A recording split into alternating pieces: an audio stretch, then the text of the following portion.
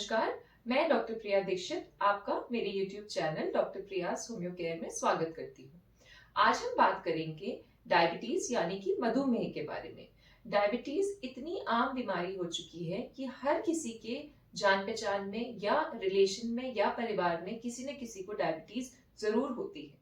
तो अब हम बात करते हैं कि हम शुगर या डायबिटीज डिटेक्ट कैसे करते हैं। तो कभी भी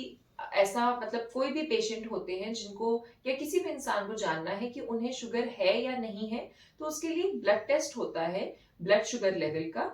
अब हम बात करते हैं खाली पेट मतलब फास्टिंग लेवल की। पहले हम ये समझ लें, वो ज्यादा इंपॉर्टेंट है। यदि फास्टिंग में शुगर डिटेक्ट हो जाती है, इसका मतलब खाने के बाद वाली जो वैल्यूज है उसमें भी पेशेंट को शुगर रहेगी। तो यदि आपने ब्लड शुगर लेवल चेक करवाई है अपने खून की जांच के द्वारा और आपकी ब्लड शुगर लेवल्स 100 से कम आई है, 80, 90, 70 कितनी भी आती है, यदि वो है तो इसका मतलब आपको शुगर नहीं है। खाली पेट, अगर आपने खाली पेट अपना ब्लड शुगर लेवल चेक करवाया है और आपको देखने को मिला है कि आपकी वैल्यू 100 से लेके 125 के बीच में आई है, तो इसका मतलब आप प्री डायबिटिक स्टेज में है। मतलब कि आपको आपकी बॉडी में शुगर के वैल्यूज तो बढ़े हैं, लेकिन वो वैल्यूज इतने नहीं बढ़े हैं कि आपको कह दिया जाए कि हाँ आपको शुगर है।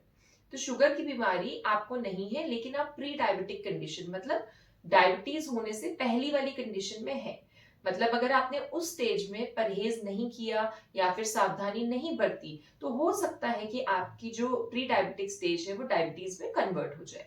अब हम बात करते हैं डायबिटिक पेशेंट जिन्हें शुगर हो चुकी है, उनके वैल्यूज जो होते हैं, यदि 125 से ऊपर या 130 से ऊपर आ रहे हैं खाली पेट, तो इसका मतलब जिस भी इंसान की वो वैल्यू है उनको डायबिटीज हो चुकी है।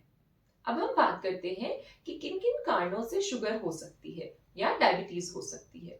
तो वैसे तो जिस तरीके से मैंने आपको पहले बताया कि अगर हमारे शरीर में इंसुलिन जो हार्मोन है जो कि पेनक्रियाज बनाता है, उसमें फ्लक्चुएशन हुआ, मतलब कि वो कम है या फिर उसका प्रोडक्शन हो रहा है बट वो यूज नहीं हो पा रहा है, तो शुगर होती है। लेकिन कुछ कुछ ऐसे जोखिम जोखिम लक्षण होते हैं या जोखिम कारण होते हैं जिन्हें हम रिस्क फैक्टर्स कहते हैं, जिस वजह से शुगर हो सकती है। तो सबसे पहला होता है हेरिडिटरी, मतलब कि हमारे परिवार में यदि हमारे माता पिता को या हमारे भाई बहनों को किसी को भी अगर हमारे ननिहाल या ददिहाल तरफ शुगर है, तो चांसेस होते हैं कि जिस भी इंसान की फैमिली हिस्ट्री में शुगर रन कर रही है उन्हें भी शुगर होने के या डायबिटीज होने के चांसेस ज्यादा बढ़ जाते हैं। दूसरा होता है ओबेसिटी, यानी कि हमारा वजन ज्यादा होना। यदि हमारा वजन ज्यादा है तो भी हम बहुत ज्यादा प्रोन है कि हमें जरा सा खान पान में हमने अपने ध्यान नहीं दिया और हमारी शुगर बढ़ने लगेगी और हमें डायबिटीज डिटेक्ट हो सकती है। तीसरा कारण होता है हमारे शरीर में कोलेस्ट्रॉल यानी कि ट्राइग्लिसराइड्स या फिर कोलेस्ट्रॉल का लेवल बढ़ा होना। चौथा कारण होता है यदि बहुत लंबे समय से किसी को बीपी की परेशानी है, उनका ब्लड प्रेशर बढ़ा रहता है, हाई ब्लड प्रेशर की प्रॉब्लम है, उन लोगों को भी शुगर डिटेक्ट होने के चांसेस रहते हैं। पांचवा कारण होता है यदि हम बहुत ही लेथार्जिक यानी कि बहुत ही सुस्त तरीके से अपनी जिंदगी जीते हैं, हमारा चलना फिरना ज्यादा नहीं है। मतलब हम एक वर्ड यूज करते हैं मेडिकल टर्म में सेडेंट्री लाइफस्टाइल, जिसका मतलब होता है कि बैठने का ही काम है, कोई आने जाने चलने फिरने का काम नहीं है, साथ में टहलना या एक्सरसाइज करना नहीं हो रहा है। तो उस वजह से भी, क्योंकि हमारा शरीर ज्यादा काम नहीं कर रहा है, एनर्जी का एक्सपेंडिचर नहीं है, इस वजह से भी शुगर डिटेक्ट हो सकती है। एक रिस्क फैक्टर ये भी होता है कि यदि कुछ समय से हमें नोटिस हो रहा है कि हम प्री डायबिटिक स्टेज में हैं, यानी कि हमारी ब्लड शुगर्स थोड़े बहुत बढ़े आ रहे हैं और उस समय पर हमने नियंत्रण नहीं रखा अपने खान पान में, हमने वो प्रिवेंशंस नहीं अपनाए जिससे शुगर कंट्रोल हो सके, तो जरूर ऐसा होता है कि हम प्री डायबिटिक स्टेज से डायबिटिक स्टेज में आ जाते हैं। मतलब पहले तो हमारे बस हाल फिलहाल कुछ समय के लिए शुगर लेवल्स बढ़ रहे थे, लेकिन क्योंकि हमने उस समय सावधानी नहीं बरती और या फिर ध्यान नहीं दिया, अमूमन मतलब मोस्टली लोगों के घर में ऐसा होता है कि खास तौर से इंडिया में कि ज्यादा रेगुलर चेकअप नहीं करवाए जाते हैं, तो काफी लंबे समय तक एक एज के बाद हमारी शुगर बढ़ने लगी और हमको पता ही नहीं चला, और साथ ही साथ हम जो नॉर्मल अपना खान पान रख रहे थे उस तरीके से रखते रहे, और फिर देखने को मिला, जो काफी लोग बताते हैं कि हमें अचानक शुगर डिटेक्ट हो गई। तो ऐसा नहीं होता है, पहले प्री डायबिटिक स्टेज रहती है, और क्योंकि उस समय हमने सावधानी नहीं बरती, इस वजह से हमारी वो डायबिटीज में कन्वर्ट हो गई। एक रिस्क फैक्टर ये भी होता है कि एज के बाद, मतलब एक बार 45 प्लस हमारी जब एज हो जाती है, हमारी उम्र 45 साल से ऊपर हो जाती है, उसके बाद चांसेस होते हैं कि किसी ना किसी लंबी समय से चली आ रही दवाइयों की वजह से, या फिर जब हम दवाइयों में स्टेरॉइड्स ले लेते हैं उस वजह से, या किसी लंबी क्रॉनिक बीमारियों के भी कॉम्प्लिकेशन होते हैं जिस वजह से हमें शुगर डिटेक्ट हो सकती है। तो ये कुछ कारण थे, वो रिस्क फैक्टर्स थे जिस वजह से किसी भी पेशेंट को शुगर डिटेक्ट हो सकती है। अब हम बात करते हैं शुगर या डायबिटीज के लक्षणों के बारे में। तो डायबिटीज में 3 पी देखने को मिलते हैं जो कि उसके मुख्य लक्षण होते हैं, मतलब कि पॉलीयूरिया, पॉलीडिप्सिया, पॉलीफेजिया। पॉलीयूरिया का मतलब होता है बार बार यूरिनेशन होना या बार बार पेशाब लगना।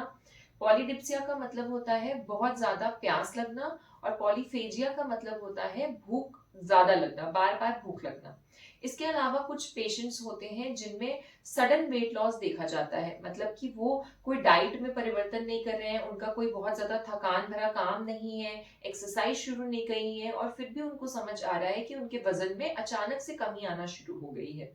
कुछ पेशेंट्स में लक्षण आता है कि जरा सा कट लग गया या फिर छोटा सा कोई फुंसी हुई, वो बड़े फोड़े में कन्वर्ट हो गई, या जो घाव है वो जल्दी भरते नहीं है और जल्दी इन्फेक्शन फैलता है। इसके अलावा कुछ पेशेंट्स होते हैं जिनमें ब्लड विजन, यानी कि उन्हें देखने में धुंधलापन महसूस होने लगता है, ये सिम्टम भी देखने को मिलता है। कुछ पेशेंट्स होते हैं जिनको बहुत ज्यादा जल्दी थकान महसूस होने लगती है, मतलब वो बहुत ज्यादा काम भी नहीं कर रहे हैं शारीरिक, फिर भी वो बहुत जल्दी थक जा रहे हैं, हाथ पैरों में सुन्नपन, झंझनाहट, ये सारी परेशानियां शुगर के पेशेंट्स को देखने को मिलती हैं। तो अगर आपको इनमें से कोई भी लक्षण देखने को मिल रहे हैं और आपको शुगर डिटेक्ट हुई नहीं है, तो सबसे पहला और अहम काम आपको ये करना चाहिए कि आप अपने ब्लड शुगर लेवल का, जो कि खून की जांच होती है, वो करवाएं, और देखें कि कहीं आपके शुगर लेवल्स बढ़े तो नहीं आ रहे हैं, क्योंकि ये एक बहुत बड़ा ड्रॉबैक है, या फिर कहें इंडिया में ऐसा बहुत देखा जाता है कि रेगुलर ब्लड चेकअप सबके घर में नहीं होते, जो कि एक उम्र के बाद, यानी कि 45 साल के बाद जनरली हर 6 महीने में, हर साल भर में ब्लड शुगर लेवल्स या जनरल बॉडी के भी चेकअप करवाते रहना चाहिए, ताकि हमें पता चलता रहे। क्योंकि ये कोई भी ऐसा नहीं है कि ये कोई समझे डिजीज है जिसमें हमें एक फिक्स सिम्टम्स मिलेंगे ही मिलेंगे। ये एक डिसऑर्डर है, ग्रुप ऑफ सिम्टम्स है, जो कि एक डिसऑर्डर या मेटाबॉलिक डिसऑर्डर के फॉर्म में है। तो जब तक हम रेगुलर चेकअप्स नहीं करवाएंगे, या रेगुलर चेकअप डायबिटीज होने के बाद भी नहीं करेंगे, तब तक हमें ये नहीं समझ आएगा कि हमारी शुगर मेंटेन है या नहीं है।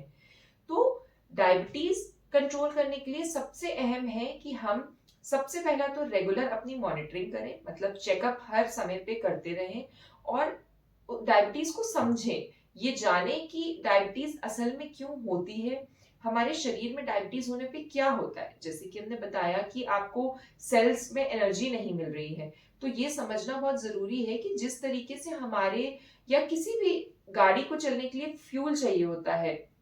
तेल की आवश्यकता होती है, उसी तरीके से हमारे शरीर में सेल्स को एनर्जी की आवश्यकता होती है। यदि ग्लूकोज शुगर, मतलब जो ग्लूकोज है वो ब्लड में, हमारे खून में प्रेजेंट है, लेकिन हमारे सेल्स उसका उपयोग नहीं कर पा रहे हैं, तो शुगर वाले पेशेंट्स को बहुत जरूरी है कि वो रेगुलर अपना शुगर चेकअप भी करें, और साथ ही साथ शुगर को मेंटेन करें।